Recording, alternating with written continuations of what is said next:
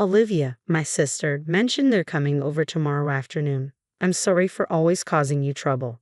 Oh, really? No problem. Should I prepare some snacks for tomorrow morning? I apologize that this keeps happening. It's like they don't have any boundaries. It's fine. I recently heard about a cute pastry place from a colleague. I'll go there to buy something. Aaron, my husband, is a 35-year-old office worker, 3 years older than me. We met at the office and got married later. He's always confident and a truly wonderful husband. He's such a nice guy and he is popular with the ladies. He is 178 centimeters tall and looks slim, with a well-proportioned face. It wouldn't be an exaggeration to say 100 out of 100 people would find him handsome. If he's good-looking and considerate, it's not surprising he is popular. However, it may be surprising that such a man married a tomboyish woman like me. Whatever age looks, especially his sisters, seem to feel strongly about this. Aaron, look, I got the recipe from my shop and made this myself. Wow, you cooked this. That's a surprise. You've never cooked before. Great job.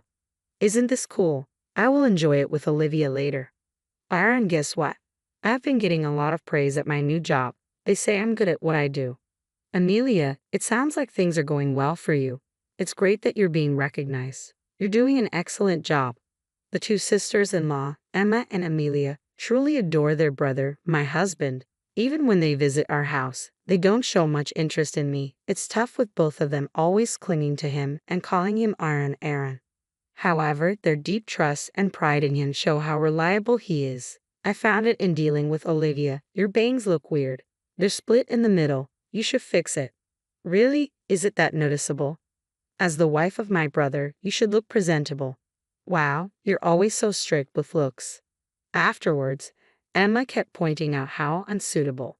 I stand by my husband, refusing to succumb to the sisters' attempts to force agreement. Despite their insistence, my kind and wonderful husband never once aligns with them. You two don't truly understand Olivia's good side, he always asserts with absolute conviction. Suddenly, Emma and Amelia, looking displeased, retreat home. I'm sorry for always putting you through this, Olivia. It's because I've spoiled them. My husband apologizes, as he often does. They always end up being rude to you. After her sisters depart, my husband offers his comforting presence, a consistent source of solace. That's the kind of husband he is, which is why he's so attractive, I muse inwardly. Furthermore, he excels in his career, showcasing remarkable talent week after week. The following week, we embark on a visit to his parents' house to celebrate my mother-in-law's birthday. A mere 15-minute drive separates our home from hers, with an MTA station and the city's main shopping area in between. For her birthday gift, we opt for a beautiful sweater. My active mother-in-law frequents the gym, enjoys dining out, and relishes travels with friends. During our shopping trip, my husband accompanies me, admiring the chosen garment. It looks lovely, he remarks, reinforcing his support and appreciation. When we gave her the present, she was thrilled. Thank you as always, Olivia. This is so lovely. My friends are throwing me a birthday party next week, and I'm thinking of wearing it then. It's great. We always appreciate you, Olivia. My mother-in-law and father-in-law always acknowledge and respect me greatly. When I decided to marry my husband and first met them, to be honest, the atmosphere was a bit awkward. Both of my in-laws seemed to have stiff expressions and I felt a distance, which made me uneasy. I later learned that my husband had once considered marrying another woman 8 years ago and had introduced her to his parents. However, her attitude towards her potential in-laws wasn't good, and it became clear through discussions that she was only interested in my husband's looks, and eventually the marriage was cut off. Therefore, initially, my in-laws were concerned that I might be another woman who was only interested in their son's appearance. However, after a while, my in-laws seemed to be reassured that I'm not interested only in his looks. Now, we have built a very good relationship. Byron, you're here. Emma, who had just finished her part-time job, came home. Byron, there is something. I want to tell you, I've decided to get married. Really? Congratulations, Emma. While I was surprised to hear about Emma's decision to get married, I noticed that my in-laws looked worried. She's going to marry a man from the restaurant where she worked part-time. He is 40, 12 years older than her. I thought my in-laws were concerned about the age gap, but they were actually worried that the man seems to have no savings. Despite their warnings, Emma insisted he is wonderful and kind, perhaps even resembling her brother, and that she can persuade him to start saving money. Even though Emma feels that everything is fine, it seems that the in-laws are not so easily convinced. My husband seemed to understand the situation and said, "Is that so, Emma? Is he a good person?" He listened intently to her story about him. 2 weeks later, my sister-in-law visited our apartment again. We had dinner ready for them since they were coming in the evening. As we all enjoyed dinner together, my husband said, "This hamburger steak is one of Olivia's specialties. It's so delicious, right?" I immediately reacted with apparent annoyance. "It doesn't seem like a big job. I can cook this too. Don't act like you're a good chef, Olivia." Exactly. Making hamburger steak is too easy. Despite this, the topic turned to Emma's impending marriage. "Emma, don't you think it's a bit too soon? Haven't you only been dating for 2 months? Maybe you could take a bit more time to get to know each other better," my husband suggested. Emma, usually obedient to him, grew angry. "Mind your own business, Aaron. I've already made up my mind. He might seem unreliable, but he is a kind and good person. I love him. He may not be impressive, but he's honest and cute. I'm going to marry him." "Emma, even though he is 20 years older than you, I don't see him as the honest and cute person you are imagining. It might be better to watch and wait a bit." "Why are you intervening too? Are you mocking me? Who do you think you are?" "That's right. Emma has made up her mind. Let's go, Amelia. I've had enough." In anger, Emma left her apartment with Amelia. Several days later. "Amelia, I've come up with something interesting." "What is it?" "Remember last time when Olivia started to act like a big sister?" It seemed Emma was still angry about the advice that I've given her about her marriage. Emma's interesting idea was, one day, I stopped at an ATM on my way home from work. There was a credit card left at the ATM. The card belonged to someone named Isabella Smith, coincidentally having the same surname as me, Smith. A sticker with the PIN number was attached, making the card easily usable by anyone. As I learned to turn it into the police, I constantly ran into my sister's in-laws on my way. "Hey Olivia, are you on your way home right now?" Emma asked. "Yes, I am. It's rare to see you here," I replied. "Olivia, I'm really hungry. Can you treat us to some food?" Emma requested. I was very surprised. This was so unlikely of her. "Really? Of course I would. Let me check with Aaron. Just wait a moment."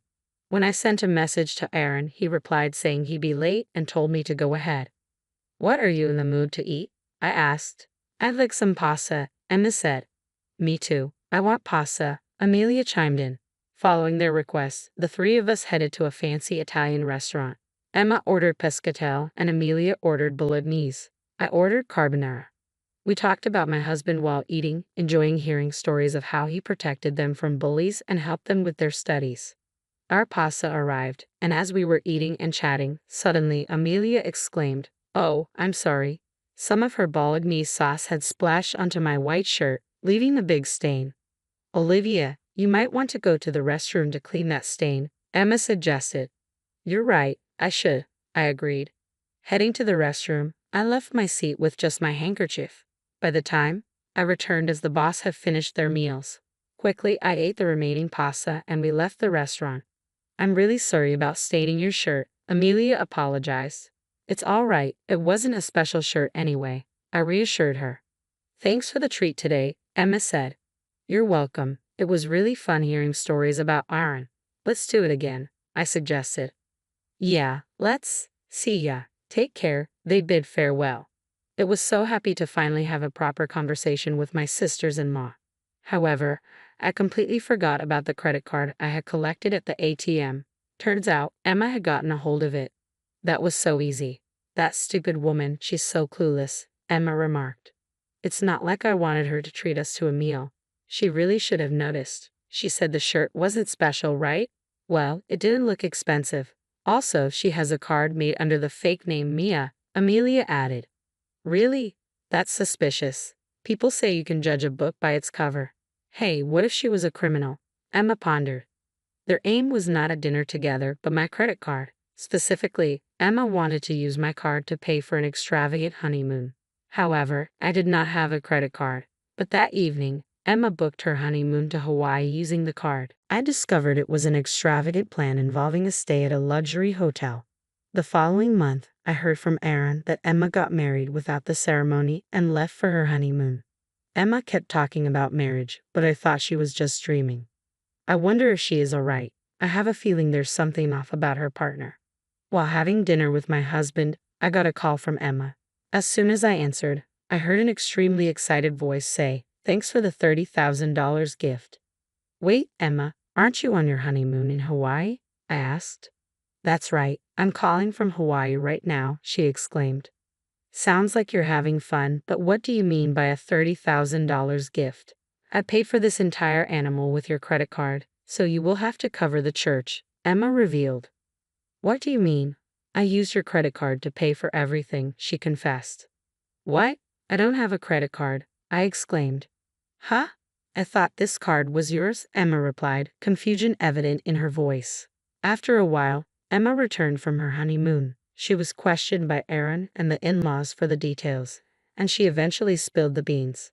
According to Emma, she wanted to go on a honeymoon and also wanted to get back at me for interfering in her marriage. She thought it would be a good idea to pay for the honeymoon using my credit card. She had plotted beforehand, unbeknownst to me, and using the excuse of treating me to a meal, she stole the credit card from my bag.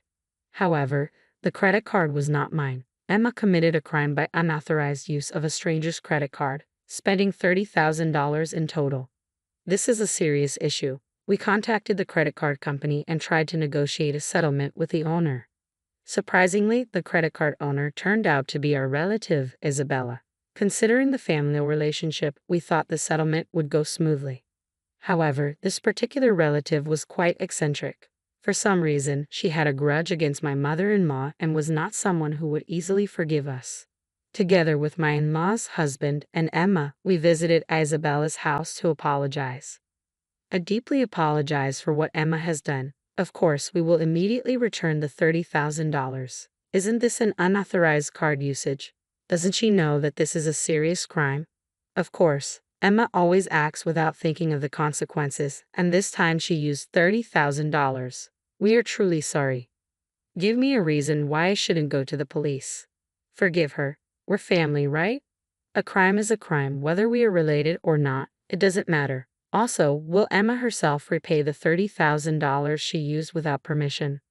Emma is a part-timer with no savings, so I will initially take on the responsibility of repayment. Do you think just repaying the money will resolve this? Don't joke with me.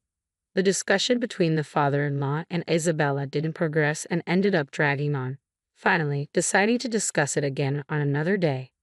Later, on the third visit, Isabella finally agreed to the father-in-law paying the $30,000. Moreover, she then demanded an additional compensation of $5,000.